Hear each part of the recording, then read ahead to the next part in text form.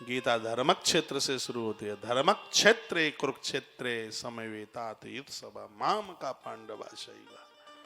धर्मक क्षेत्र से यह स्वाध्याय, यह चिंतन, यह जीवन को आनंद से भर देगा। आनंद ही आनंद हो जाएगा जिंदगी में। थोड़ा घर का परिवर्तन कर दीजिए, आनंद हो जाएगा। एक कुशल बनकर के जीवन जीने की जरूरत है। तो मैं वहीं लौटा करके आपको ला रहा हूं। सुमकशैक दंतस्या कपिलो गज कर्ण कह। गज कर्ण यानी ये कान किसी की चुगली ना सुने, बुराई ना सुने कान। ये भगवान गणेश का एक नाम हमें ये कहता है, गज कर्ण। फिर कहा है लंबोदर। लंबोदर का मतलब है बातों को हजम कीजिए। लंबव उदर अस्य लंबोदर। गणेश जी का पेट बहुत निकला हुआ है, इसलिए उनको लंबोदर कहते हैं। इसकी सीधी व्याख्या तो ये है कि गणेश जी लड्डू बहुत ज्यादा खाते हैं। जो ज्यादा मीठा खाएगा तो पेट तो निकल ही आएगा। लडुआ बहुत खाते हैं ना, उनकी वो आरती में है ना, लडुअन को भोग लागे संत करे सेवा। कैसे है? जय गणेश जय गणेश जय गणेश देवा। लड्डू बहुत खाते हैं गणेश जी, तो इसलिए भी पेट निकल गया होगा, लेकिन ऐसा नहीं है। फिर संपूर्ण ब्रह्मांड भगवान के पेट में रखे हैं गणेश जी के में। नारी के उदर में जब संतान होती है तो अपने आप उदर बाहर सा आता हुआ दिखता है। तो संपूर्ण ब्रह्मांड गणेश के उदर में होने की वजह से उनका नाम लंबोदर है।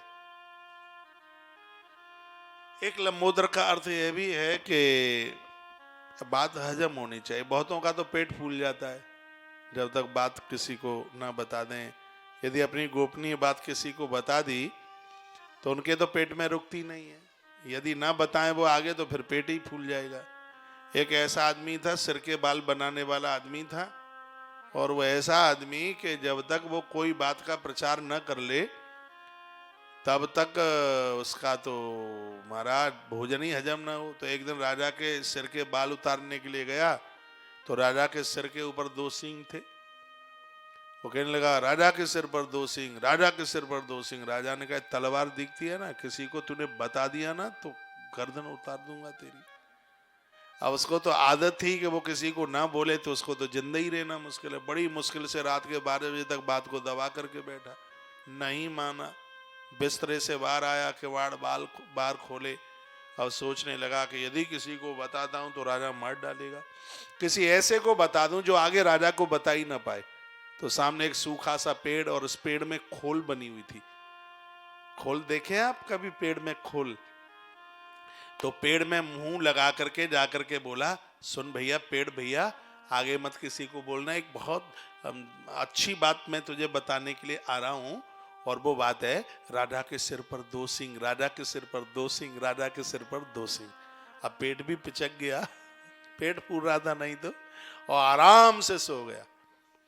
और हुआ यह है कि एक लकड़ा वाला आया और उसने वो पेड़ काटा और पेड़ में से ढोलकी बनवाई। उसने पेड़ में से ढोलक बनी। राजा ने एक दिन संगीत का आयोजन रखा और कहा कि दुनिया के जितने भी ढोलक वाले हैं वो सब आए, और जिनकी ढोलक बढ़िया बजेगी उनको मुंह मांगा इनाम दिया जाएगा। सो देश के सभी ढोलक वाले आए, और वो भी ढोलक वाला गया जिसने उस पेड़ में से ढोलकी बनाई। तो जैसे वो ढोलक के ऊपर उसने ऐसे हाथ मारा तो ढोलक में से आवाज आई, राजा के सिर पर 2 सींग, राजा के सिर पर 2 सींग। राजा ने विचार किया कि मेरे सिर पर सींग, ये तो मेरी घरवाली को भी नहीं पता, वो बाल बनाने वाले को जरूर पता था। ये ढोलक कैसे बोलती है राजा के सिर पर 2 सींग? सो राजा ने उसको बोला, का इधर आना, मैंने तुझे बोला था कि किसी को बताना मत, और तूने नहीं माना, तू बताया? बोलता नहीं साहब, मैंने किसी को नहीं बताया। नहीं, तूने बताया, बोल किसको बताया? तो कहा रात को पेट फूल गया था। क्या बताऊं राजा साहब, इतनी तो कमी मेरे अंदर थी, मैंने उसको बताया जो आगे तुम्हें बताने वाला नहीं था।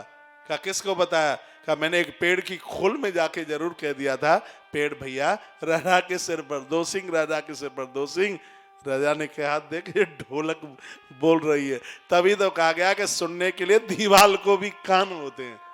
तो बात को हजम करना, पेट में पचाना, उसका नाम है लंबोदर।